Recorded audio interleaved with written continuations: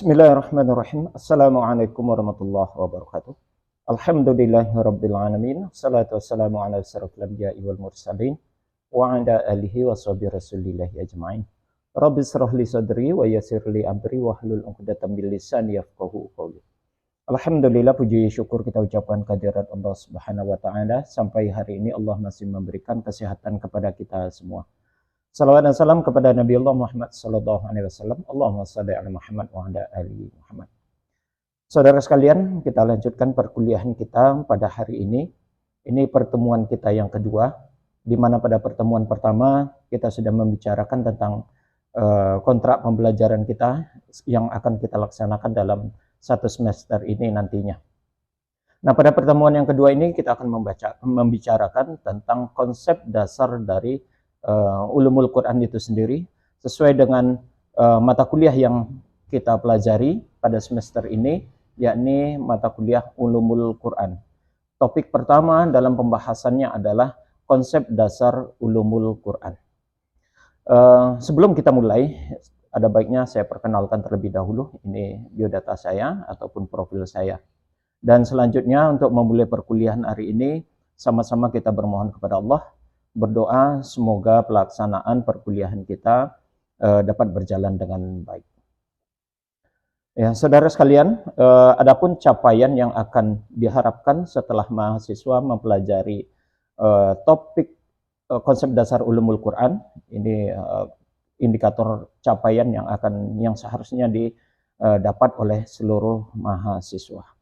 Baik, untuk tidak membuang waktu, sebagaimana yang kita jelaskan dan sebagaimana kita ketahui tadi di awal, bahwasanya materi kita pada saat ini adalah konsep dasar dari ulumul Quran itu sendiri.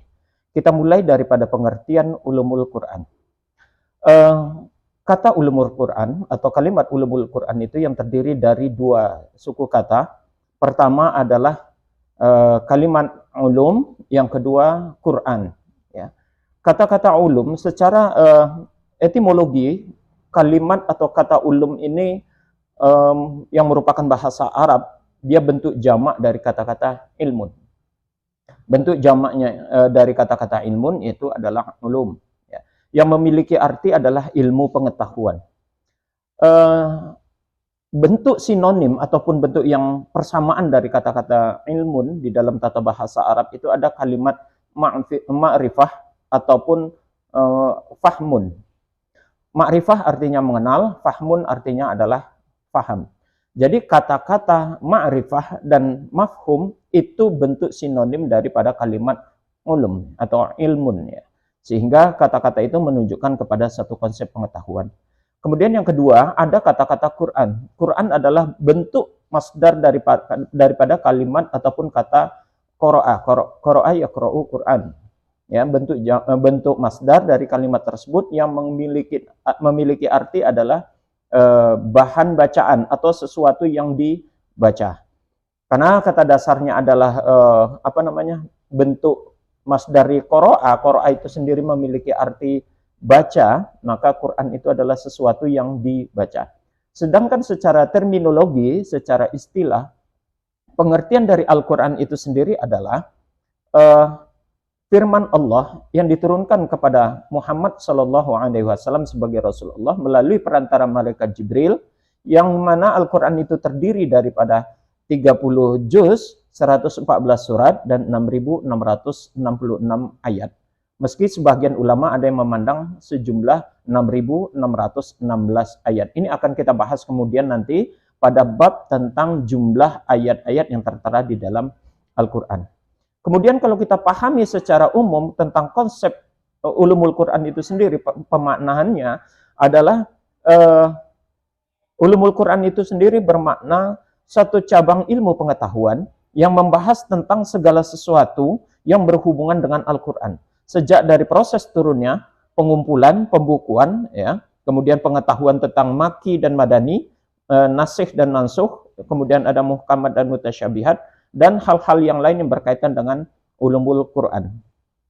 Nah, merujuk kepada konsep yang ada tertuang di dalam pengertian ulumul Quran itu sendiri, maka ruang lingkup dalam pembahasan ulumul Quran itu sebetulnya begitu luas dan begitu banyak dalam pembahasannya. Namun berkaitan dengan proses perkuliahan kita, ruang lingkup pembahasan kita dengan ulumul Quran ini akan tentunya terbatas dan dibatasi oleh hal-hal sebagai berikut. Nantinya pertama ada tentang wahyu dan Al-Quran. Kita akan membicarakan tentang apa itu Al-Quran dan apa itu wahyu. Kemudian ada asbabun nuzul dan nuzulul Quran, tentang bagaimana proses Al-Quran itu diturunkan oleh Allah kepada Rasulullah Sallallahu Alaihi Wasallam.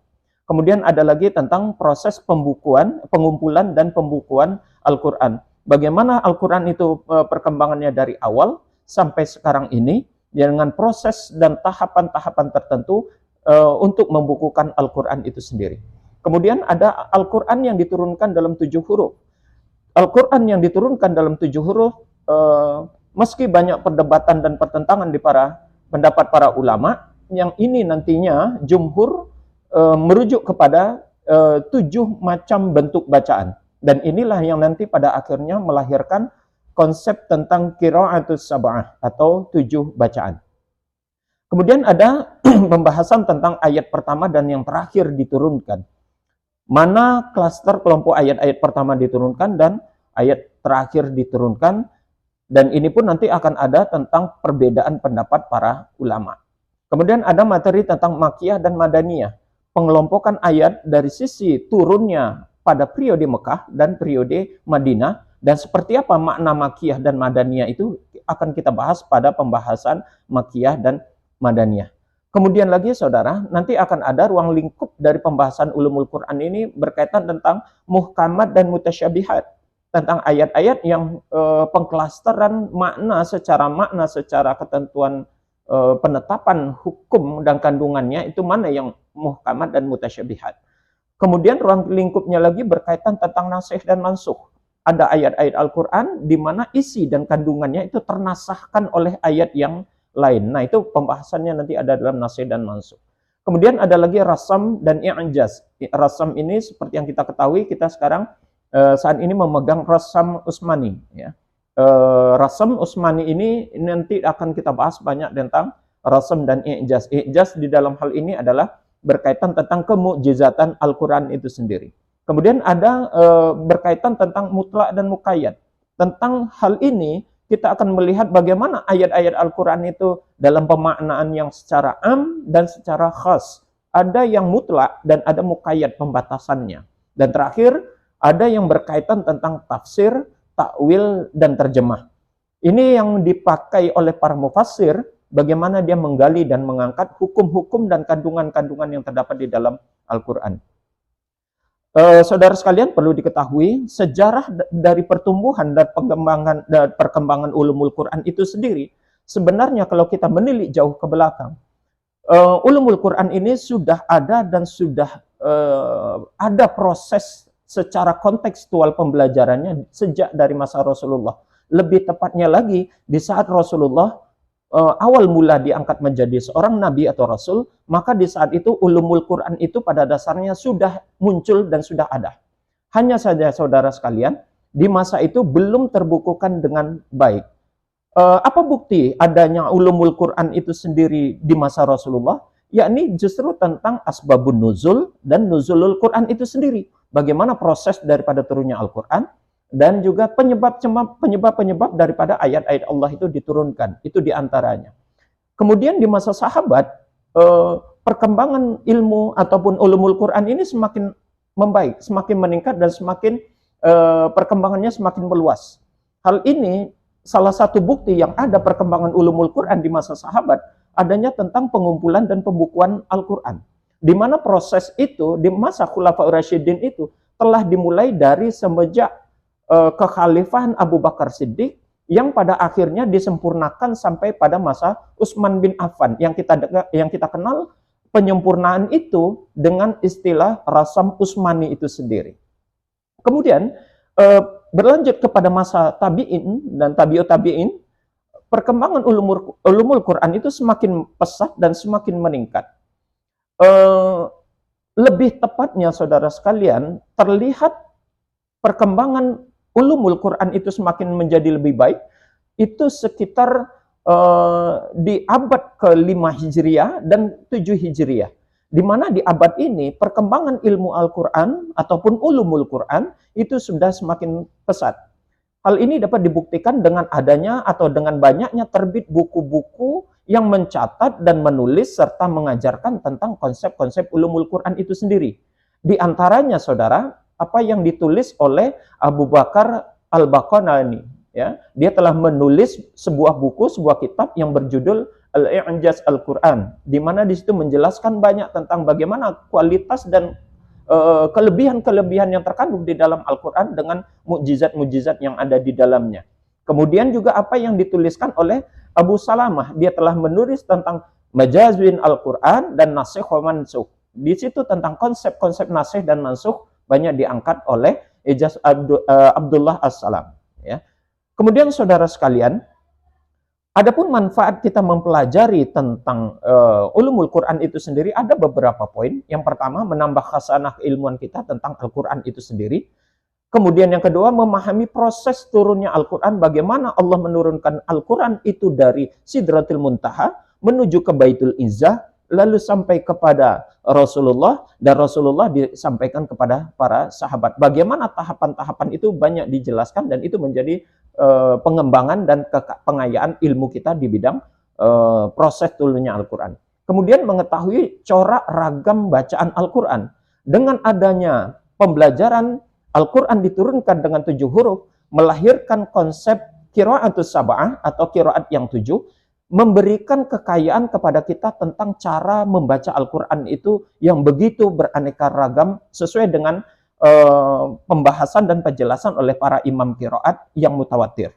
Kemudian lagi ada manfaatnya adalah mampu kita mengklasifikasikan tentang ayat-ayat Al-Quran. Mana ayat-ayat Makkiyah, mana ayat-ayat Madaniyah. Mana ayat-ayat yang mutlak dan muqayyad, mana ayat-ayat yang pertama dan terakhir diturunkan, baik secara tekstual maupun kontekstual secara tematik. Kemudian yang terakhir di dalam hal ini, berkaitan tentang bagaimana kita mampu menghormati dan menghargai para ulama-ulama yang terdahulu, berkaitan tentang ulasan mereka tentang Al-Quran itu sendiri. Dan yang terakhir, mengetahui proses pengangkatan hukum melalui Al-Quran dengan adanya ilmu tafsir, takwil, dan terjemah. Ini materi kita yang perlu kita pahami, saudara, dalam awal kita mengenal konsep dasar daripada ulumul Quran. Kemudian ini saya memberikan tugas membuat jurnal berkaitan tentang pokok-pokok isi kandungan yang ada dalam ulumul Quran itu sendiri. Baik, demikian perkuliahan kita pada hari ini, dan pada akhirnya sama-sama kita tutup perkuliahan ini dan dengan membaca doa, dan kita berakhiri dengan kafaratul majelis. Subhanakallahumma wa bihamdik asyhadu an la ilaha illa anta astaghfiruka wa atubu ilaik. Assalamualaikum warahmatullahi wabarakatuh.